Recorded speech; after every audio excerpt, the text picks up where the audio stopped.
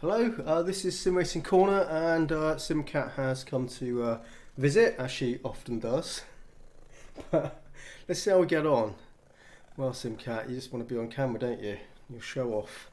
Well, today's video is not about Simcat, but I got a couple of ideas for some basic DIY button boxes, things which are going to be basically cheap to make, and this is one I made a long time ago. So this isn't going to be a step-by-step tutorial, and there she goes, on how to make it, but I'll deconstruct it because it's pretty simple, and so you can just see, the parts it's made from and how cheap it is to make. So here it is. So it's just an ABS hobby box. You buy this on eBay, super cheap, like £5 or £6, and some basic buttons here, which are these, which I wouldn't recommend these ones actually. They're kind of just spring loaded and not very tactile, but they're okay. They're cheap enough. I think I got a bunch of them for a couple of quid, so that was cheap. I would actually suggest using something like these, which are again nice cheap eBay ones. I've got some wires on here, but the terminals would be like this as well. But these are nice buttons, and these are used on other button boxes and even my DimSim wheel. That's why I bought this wheel out there, and I put them on here. And they're really nice buttons. So they've got a nice tactile feel to them, and you can hear it clicking away a little bit. But those are great, and super cheap as well. You can get a bunch of those for just a few quid. So I would definitely use these for this. The back, just a USB cable coming out the back with a cable gland type thing, which is optional. And on my one I fitted this, which is a GoPro style kind of connector, because I fitted it to an arm before. And for labels, I peeled off the labels now, but I used one of these things, label makers. So if I open it up, you'll just see how simple it is, because there's no soldering required, which is great. So you don't need to be some genius to make yourself a cheap button box. And I think when I made this, I think this was around £15 in parts. It's that easy, and it didn't take me long to do. You drill the holes. The way to do it would be to get a piece of paper and draw out a template and measure your holes, and then stick it on the front, and then just draw your holes equally how you want them. But like I said, with these would have worked fine, because you can see they're bigger, but they would have been quite well distributed. So we've got 12 on there, and I got 4 on the top, just because I had spare sockets on the board here on the inside. So if we open it up, see just lots of wires. It's not very difficult at all, and you can just see I've just used spade connectors on there, and I think I used some hot glue to hold them on as well, just so they don't come off, but they should just hold.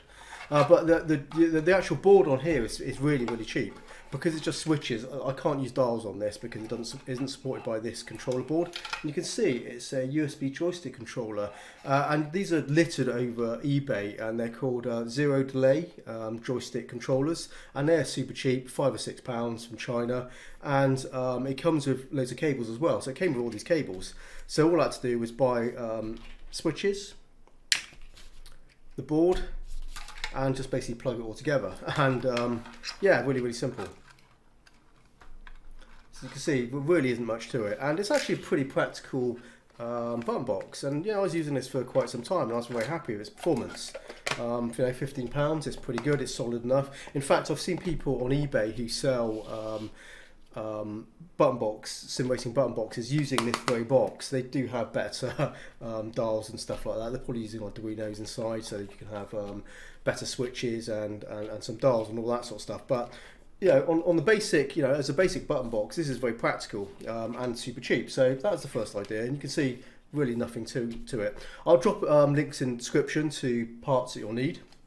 So that'll be to eBay. So that's the first one I wanted to show you. And the second one, this is something which I just came up with the idea with. In fact, a friend suggested this, and said, how about making a button box out of one of those numeric keypads, these cheap sort of things you can get. And this was, I think, about £6.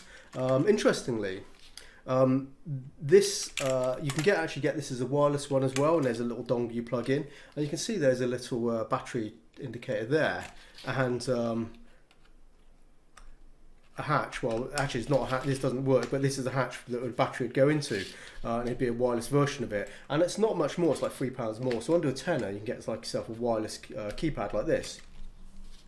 And what's also quite compelling, Xbox One's console supports keyboards, so you can actually plug this into your keyboard, into your Xbox or into your console, and you've got yourself a a simple button box.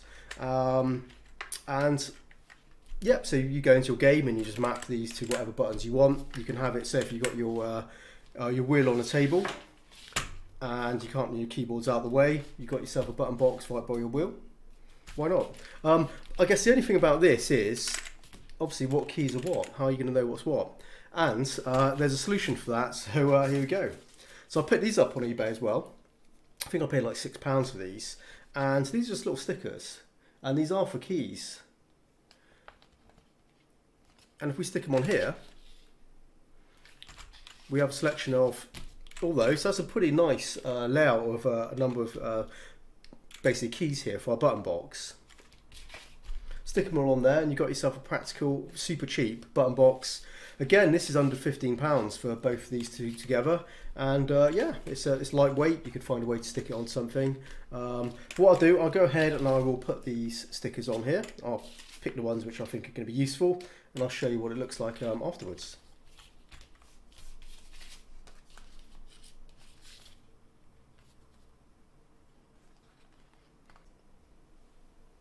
Okay, so I'm back. That didn't take too long. I would suggest using a pair of tweezers so you can square up those stickers on here. The stickers are plastic, as you can see they're very shiny, and it's turned out very nicely. I'm very happy with that. What do you think? Yeah, so the stickers I have here are designed for Project Cars 2, but obviously there's a lot of generic crossover with any game. You can see here there's some force feedback stickers here which only work with Project Cars 2, because you can adjust force feedback while you're actually on the track.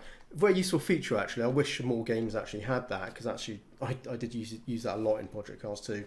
But almost everything else is fairly universal. But I do know the people that do sell these, they do have other designs for other games. So you might find something for something. I think they do a set of Corsa set of stickers, and maybe some other sort of games as well. But on the whole, that would work with everything. You know, you have your brake bias, the roll bars, lights and wipers, and etc, etc, etc. Yeah, moving your seat around, it's quite handy stuff.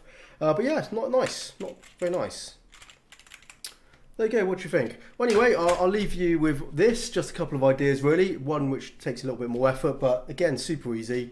You know, just the drill and just marking out the holes, and it all basically just sticks together, plugs together.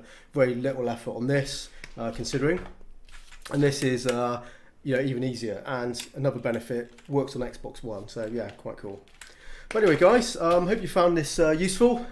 Sorry if you wanted something more elaborate and a more fancy button box, but the idea was to put something together which was super easy, anyone can do, and just practical, to be honest. But yeah, so hope you found it useful anyway, and maybe you can take these ideas forward and do something better for yourself. But there you go. Okay, well, thank you for watching, as always. Please like and subscribe, and I'll be back soon with something new. So take care, happy simming, and bye-bye for now.